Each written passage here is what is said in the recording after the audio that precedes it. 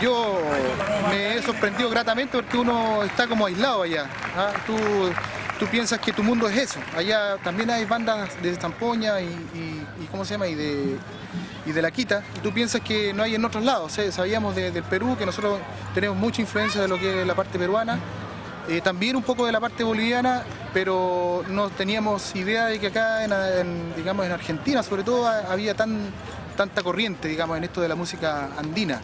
Y para mí esto es como un mandado de todos los tatas. Muchas veces nadie se explica por qué estoy metido en esto, ni yo tampoco, sé que me nace y yo tengo descendencia.